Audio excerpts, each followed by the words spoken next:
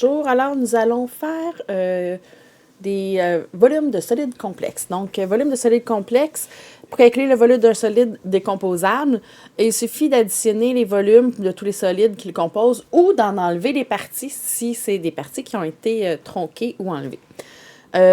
Commençons avec le premier exemple.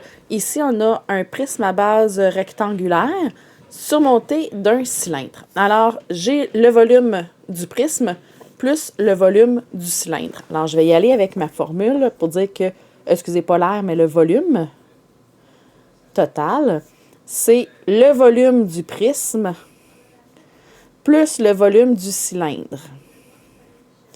Alors, la formule du volume du prisme, c'est l'aire de la base fois hauteur. Et le volume du cylindre, c'est aussi l'aire de la base fois hauteur. Donc, c'est pas très, très clair. En mettant les données, ça va être beaucoup plus clair. Alors, allons-y. L'aire de la base, c'est un rectangle. Donc, on va y aller avec longueur fois largeur. On peut écrire base fois hauteur, mais pour ne pas se mélanger dans les multiples hauteurs, j'ai préféré utiliser longueur et largeur. Donc, longueur, largeur de la base fois la hauteur du prisme. Et le cylindre, l'aire de la base, c'est un disque. Donc, l'aire d'un disque, c'est pi r2 fois h, la hauteur du cylindre. Alors oui, j'ai 3 étages de formules pour bien expliquer d'où je pars. Et ensuite, maintenant, je vais remplacer par les informations. Longueur et largeur de la base, 2,5 fois 1,5. Donc, 2,5 fois 1,5 fois la hauteur du prisme, 1,25. Donc, ça, c'est pour le volume du prisme. Maintenant, le volume du cylindre, c'est l'aire de la base pi r2. Le rayon, je vais faire un petit tour de magie. Le diamètre est 0,25. La moitié, de 0,25, c'est de 0,5, c'est 0,25. Excusez. Donc, la moitié du diamètre, c'est 0,25 fois h, au carré. J'ai oublié de mettre au carré. Donc, fois la hauteur du cylindre, 2. Et je calcule. Je sais que j'ai un exposant 2, mais je vais quand même faire mes multiples. Ben non, ça ne donne rien. Donc, 2,25 fois 1,5 fois 1,25 plus. Et là, je fais mon exposant. Puis fois. Est-ce qu'on le voit? Oui. 0,25 au carré me donne 0,0625. Je vais tout garder puisque ça ne remplit pas la calculatrice. Donc, je vais quand même tout garder pour avoir la précision. Fois 2. Et là, je peux faire toutes mes multiplications. Donc, je vais multiplier 2,5 fois 1,5 fois 1,25. Ça me donne 4,6875 plus 0,0625 fois 2. Donc, 0,125 pi. Attention, je ne peux pas additionner un terme en pi et un terme constant. Donc, si je veux la valeur exacte du volume, je vais le laisser comme ça. Le volume total est égal à, mais cette fois-ci, je vais mettre le terme variable au début, 0,125 pi plus 4,6875, entre parenthèses, puisque j'ai 2 termes, mètres cubes, parce que c'est du volume. Ou environ, donc j'ai mon coefficient ici, là, 0,125 fois pi, plus 4,6875, me donne environ 5,08. Mètres cubes, excusez. Pas décimètres, mais mètres cubes. Je mets du bon bord. Pas capable de l'effacer. Voilà.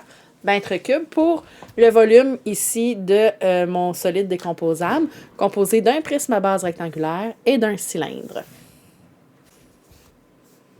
Voici pour l'exemple 2 des solides décomposables. Si on l'observe bien ici, il y a une partie en pointillé qui n'existe pas, qui a été enlevée. Donc, c'est un grand cône au complet, moins le pointu qui est là, qui est un deuxième cône. Donc, je vais mettre en mauve le cône qu'on veut enlever. Donc, ici. Donc, la partie qui est ici. je dois l'enlever, pardon, au cône complet, qui est celui-là ici. Donc, c'est le cône jaune moins le cône mauve. Alors, j'y vais. Le volume total, c'est le volume du cône en majuscule, qui est le grand, moins le volume du cône en minuscule, pour dire que c'est le petit. Le volume d'un cône, donc un prisme, c'est R de la base fois la hauteur. Les cônes et les pyramides, c'est l'air de la base fois la hauteur divisé par 3. Donc, R de la base fois la hauteur divisé par 3, moins R de la base fois hauteur divisé par 3. Évidemment, ça ne donne pas 0 parce que ce n'est pas les mêmes bases et les mêmes hauteurs. Alors, je vais remplacer. L'air de la base pour un cône, c'est pi R2 fois H divisé par 3, moins pi R2 fois H divisé par 3. Tiens, je vais le montrer en faisant un rayon majuscule et une hauteur majuscule, puis en minuscule pour le petit. Je pourrais même mettre de la couleur. Ici, c'est le jaune. Et ici, c'est le mauve que j'enlève. Alors, je remplace maintenant par les données. Je remplace le rayon et la hauteur. Donc, le rayon du grand, si son diamètre est de 24, son rayon est de 12. Donc, 12 au carré. Fois la hauteur du grand qui est 20 plus 20 au complet. On n'oublie pas le diviser par 3. Pour ce qui est du petit cône en mauve, son rayon est de 6, donc pi fois 6 au carré, fois sa hauteur qui est de 20, et je n'oublie pas le diviser par 3. Je vais continuer ici ma démarche. Alors, je calcule ce que je peux calculer. Je vais commencer avec PEMDAS, donc j'ai pi fois 144 fois 40. Donc, j'ai fait la parenthèse et l'exposant en même temps. J'ai triché un petit peu pour PEMDAS. Moins. Et là, il faut faire attention. Là, j'allais écrire plus. On est habitué de mettre un plus. Il faut vraiment faire attention. Quand on commence une formule avec un moins, là, assurez-vous jusqu'à la fin que c'est resté un moins. Moins. Pi fois 36 fois 20 divisé par 3. Maintenant, je peux faire mes multiplications. 144 fois 40 divisé par 3.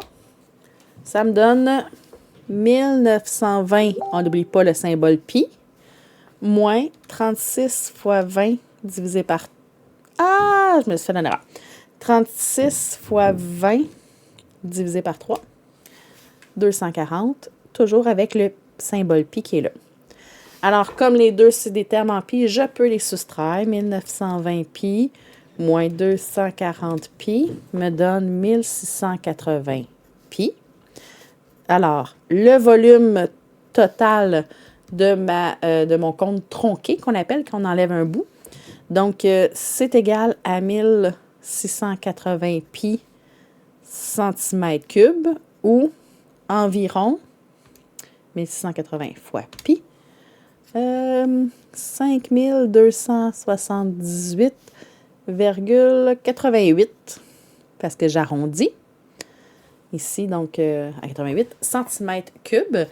Donc, c'était le grand cône moins le petit cône pour avoir juste la partie en dessous. Exemple 3 d'un solide décomposable ou complexe. Trouve le volume du solide décomposable suivant. On l'avait vu avec l'air décomposable. Cette fois-ci, c'est le volume.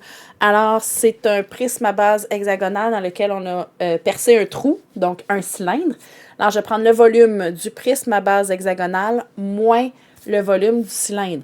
Attention, le prisme, les bases ne sont pas toujours en dessous et au-dessus. Donc, c'est bien un prisme à base hexagonale. Donc, les bases sont en avant et en arrière. Et la hauteur est donc pas en hauteur de haut en bas, mais bien la distance entre ces deux bases-là. Je vous le rappelle. Alors, on y va pour le volume total. C'est le volume du prisme moins le volume du cylindre. Le volume d'un prisme, c'est toujours R de la base fois la hauteur. R de la base fois hauteur. Et le cylindre, R de la base fois hauteur, mais son R de la base, c'est pi R2, un cercle, un disque, fois la hauteur. Alors, je vais remplacer l'aire de la base du prisme à base hexagonale par la formule d'un prisme, d'un hexagone. Can divisé par 2 fois H moins pi R2H. Je remplace maintenant les données. C, c'est la mesure du côté de la base. La base, c'est l'hexagone qu'on voit en avant. La mesure de son côté est de 15. La mesure de son apothème est de 13. Le nombre de côtés, 6. Et divisé par 2. Et la hauteur, attention, la hauteur, c'est bien la distance entre les deux bases. Donc, les deux bases sont comme ça. La distance, c'est ça ici, la hauteur. Donc, c'est 10. Moins pi r, le rayon du cylindre du trou. Donc, le diamètre est 10, le rayon est la moitié 5. Et la hauteur, c'est la distance entre les deux bases du cylindre, qui n'est pas écrit directement sur le cylindre. Mais le cylindre commence et finit où il y a les deux bases du prisme. Donc, la hauteur du cylindre, c'est la hauteur du prisme, 10. Maintenant, je calcule. Alors, j'ai un exposant, fait que je vais réécrire mes multiplications. Je fais mon exposant, donc 5 exposant 2, 25. Maintenant, je vais faire mes multiplications. 15 fois 13 fois 6 fois 10 divisé par 2. Que je fasse le divisé par 2 avant ou après, ça ne change rien. 5850 moins 250 pi.